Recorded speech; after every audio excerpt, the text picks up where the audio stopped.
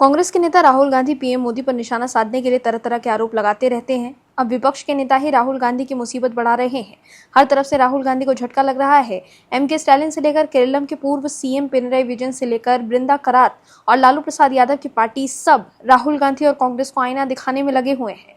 वहीं अब तो कांग्रेस के नेता शशि थरूर के बयान से भी राहुल गांधी की सियासी आफत बढ़ गई है। बीजेपी ने पीएम मोदी की प्रशंसा से जुड़े कांग्रेस सांसद शशि थरूर के कथित बयान का हवाला देकर राहुल गांधी को घेरा है। बीजेपी ने दावा किया है कि राहुल गांधी अपनी ही पार्टी के भीतर समर्थन खोते जा रहे हैं। बीजेपी के राष्ट्रीय प्रवक्ता शहजाद पूनावाला ने आरोप लगाया कि अमेरिका के राष्ट्रपति डोनाल्ड ट्रंप के सामने नाविकों के मुद्दे पर प्रधानमंत्री नरेंद्र मोदी द्वारा अपनाए गए रुख की शशि थरूर की सराहना राहुल गांधी के रुख के बिल्कुल विपरीत है।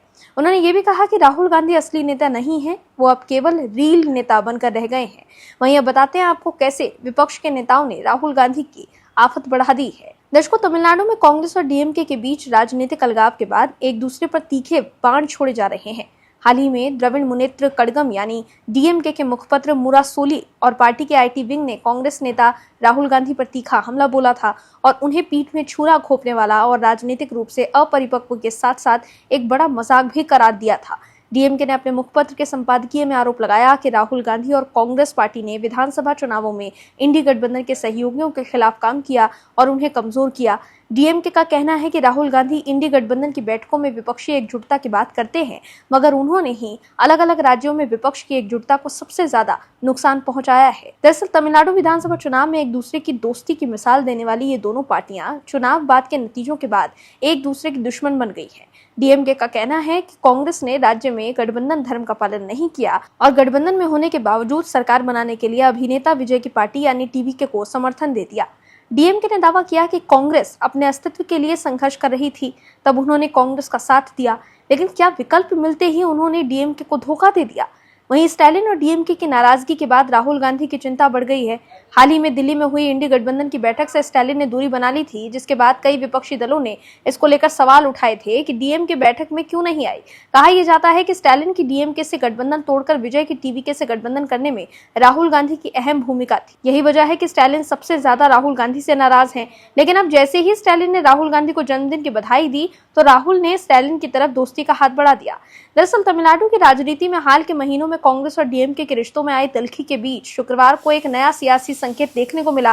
कांग्रेस नेता राहुल गांधी ने अपने जन्मदिन पर डीएमके अध्यक्ष एमके स्टालिन की शुभकामनाओं का जवाब देते हुए संविधान, संघवाद और भारत की लोकतांत्रिक सोच की रक्षा के साझा संकल्प का जिक्र किया। राहुल के इस संदेश को दोनों दलों के बीच रिश्तों में आई दूरी कम करने की कोशिश के तौर पर देखा जा रहा है। एमके स्टालिन ने राहुल गांधी को जन्मदिन की संक्षिप्त शुभकामनाएं दी और उनके अच्छे स्वास्थ्य और लंबी उम्र की कामना की। इसके जवाब में राहुल गांधी ने लंबा संदेश लिखते हुए कहा कि भारत की सोच, संविधान और संघवाद की रक्षा का साझा संकल्प आगे भी दोनों को मार्गदर्शन देता रहेगा। उन्होंने इसे लोकतंत्र की आत्मा की लड़ाई बताते हुए साथ मिलकर इसे जीतने की बात कही। स्टालिन और सांसद कनिमोझी ने जहां राहुल गांधी को शुभकामनाएं दी, तो वहीं उदयनिधि स्टालिन पूरी तरह खामोश रहे। इसे डीएमके के भीतर कांग्रेस के साथ रिश्तों को लेकर अलग अलग सोच का संकेत माना जा रहा है। पार्टी के युवा नेता कांग्रेस से दूरी बनाए रखने के पक्षधर बताए जा रहे हैं, जबकि वरिष्ठ नेता राष्ट्रीय राजनीति और व्यवहारिक जरूरतों को ध्यान में रखते हुए संबंध बनाए रखने के पक्ष में है। ये पहला मौका नहीं है जब कांग्रेस ने डीएमके के साथ संवाद की कोशिश की है। इसी महीने की शुरुआत में राहुल गांधी और कांग्रेस अध्यक्ष मल्लिकार्जुन खड़गे ने डीएमके के दिवंगत नेता एम करुणानिधि की जयंती पर उन्हें श्रद्धांजलि दी थी। हालांकि डीएमके पहले ही साफ कर चुकी है कि वो ऐसे किसी भी गठबंधन का हिस्सा नहीं बनेगी जिसमें कांग्रेस शामिल हो। पार्टी के मुखपत्र मुरासोली में भी राहुल गांधी की तीखी आलोचना की जा चुकी है। गौरतलब है कि ममता बनर्जी की पार्टी तृणमूल कांग्रेस के कई सांसदों के पार्टी छोड़ने के बाद संसद में डीएमके का महत्व और बढ़ गया है। लोकसभा में उसके 22 और राज्यसभा में 8 सांसद हैं, जिससे बीजेपी के खिलाफ विपक्षी रणनीति में द्रविड़ पार्टी की भूमिका निर्णायक मानी जा रही है। कांग्रेस लगातार चाहती है कि राष्ट्रीय स्तर पर भाजपा के खिलाफ लड़ाई में डीएमके उसके साथ खड़ी रहे। दर्शकों, हाल ही में केरलम के पूर्व सीएम विजयन पर राहुल गांधी के बयान के बाद बृंदा करात समेत लेफ्ट के तमाम नेताओं ने राहुल गांधी पर जमकर निशाना साधा था, जिससे राहुल गांधी बैकफुट पर आ गए थे। ऐसे में स्टालिन द्वारा जन्मदिन की बधाई देने के बाद राहुल गांधी को लगा कि स्टालिन को खुश करने का ये सही मौका है।